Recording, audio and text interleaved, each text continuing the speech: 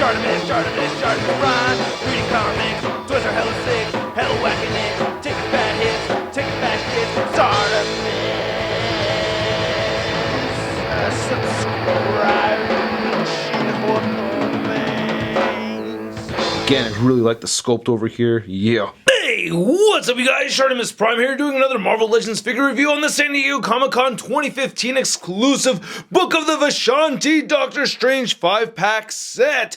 Big thanks to Chu for making this review possible. He spent the night outside so that we can get our exclusives. So thanks so much, man, for looking out. Yeah, getting exclusives is very, very hard, and then carrying around all day, that sucks too. But anyway, this is really, really cool. I like this a lot. I like how it kind of feels like leather. I know it's not, but you know, it feels like it's a leather book right here. You get this nice shimmery foil gold, which looks really cool. You can take the slip cover off right over here. That comes off pretty easily, come on. And then you get this little cardboard piece that comes right off the side right there. So you can see when you look down right there, it looks like it's a real book. I think that's really cool. Then on the spine right there, you get the Eye of Agamotto. It says Book of the Vishanti. Again, nothing on the back. Then you get the same detail right there. And then you can lift this open and you could actually read the Book of the Vishanti. You get a little read up on Doctor Strange and the Eye of Agamotto. And then we get a read up right over here on Brother Voodoo and Dormammu. And then same thing with Magik and Darkchild. And then lastly, you have Hela right over there. And then here's the figures inside. Alright, let's get to it and crack this thing open. And here's Magik out of the packaging. And this is a very cool figure. I like it very much. Very beautiful piece, man. They did a fantastic job with this new head sculpt. I do like the body mold. They reused it from the Jubilee Build-A-Figure. You have the soul sword right over there. She comes with another sword, which I'll show off in a second. But I just think this is a beautiful looking piece, man. I'm just very impressed with this one. So here's a look at Magik's soul sword right over here, which makes her the ruler of Limbo, and I think they did a really good job with this. I like how they made it with this pearlescent white plastic so it reflects light and you can see these different colors kind of shimmering off of it. See that? I think that is really cool. And it's a semi-translucent plastic too, so you can't really tell so much, but you know, it is semi-translucent. It's got like a milkiness to it. And I think they sculpted this area right over here very well too. And then we also get this other sword right over here. So the way I understand it is that this sword is meant for attacking like magical creatures, and this is more for, you know, more practical physical objects that are in front of her. So that's why she has the two of them. And I think they're both, I don't know, a little bent a little bit. You know, this one's got kind of, yeah, that's bent just a little bit. Then the soul sword itself is kind of, I don't know, that's a little bit more straight, but yeah. Both very good weapons though. And she does hold both of the swords very nicely. Get that right in there, so that works out well too. One thing I like to do is I like to store the soul sword behind her hair, because I've seen images of her doing that where she just has it tucked like that. Yeah, you can do that if you want to. I think that looks kind of cool. Now I think one of the best parts about this figure is the head sculpt. She looks pretty. That's it. She just looks very pretty, and I think they did a fantastic job with it. They have the whited out eyes over there. They have that nice black paint going around the eyes. The lips came out very nice. Nice bright red over there on the lips.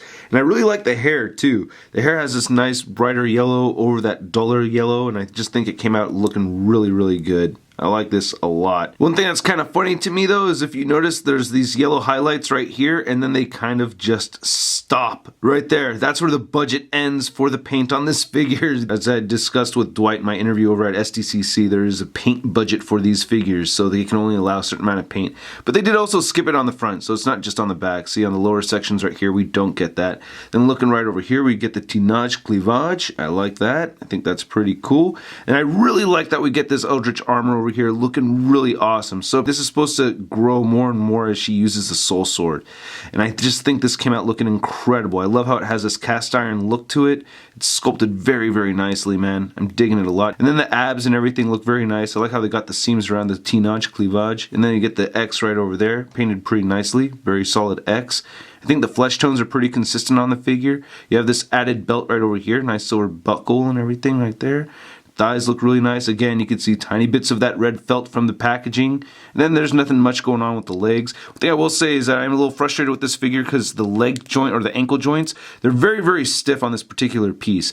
She does have peg holes at the bottom of her feet. Then here's looking at the back of the figure, and this sculpted body mold from Jubilee does have a nice booty, does hold up, so I'm liking that. Now, as expected, the hair does limit the head articulation on this figure, so you cannot get her to look up without popping the head off.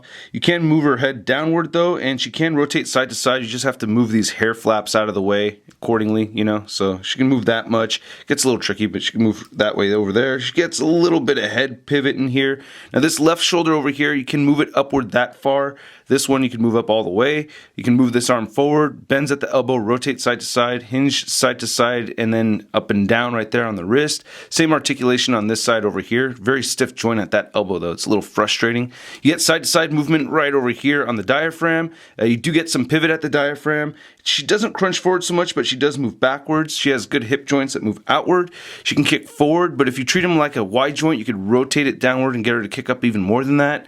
She can't move her hips that far backward or her legs that far backward. She has an upper thigh swivel, double jointed knees, rotation right there at the calf, and then the ankles move down. They move up, which is very, very stiff, I mentioned earlier, and she does have ankle pivot. Now Magik here is standing somewhere between 6 and 6.5 inches tall. And then here's Magik compared to some other teenage female figures. So Hasbro in their early days didn't do the best job on Marvel Legends, but they still managed to give us a really good looking teenage female body mold. So I think they've kept that up. Actually, have gotten even better with this one over here. Then here she is next to the Ultimate Spider-Woman, which you can see they share the same body mold, and also the Toy Biz Kitty Pryde over here. And I think they're doing a much better job on the teenage body mold compared to the Kitty Pryde. Just wish these had double jointed elbows. And then here's Magik next to her big brother, Colossus. And then here's Magik compared to the other figures from the box set that I've already reviewed. So the only one left is Dormammu. So this ends my mystery reviews. Stay tuned for tomorrow. And then here she is next to the Marvel Legends Big Time Letdown Spider-Man. Hey, into older guys?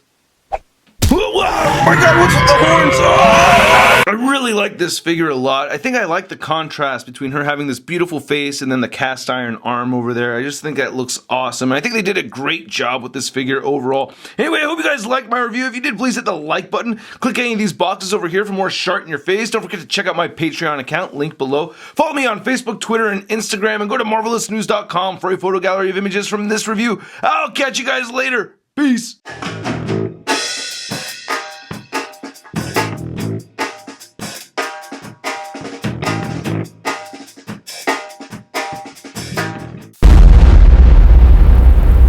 Crispy. All the way through right here. Even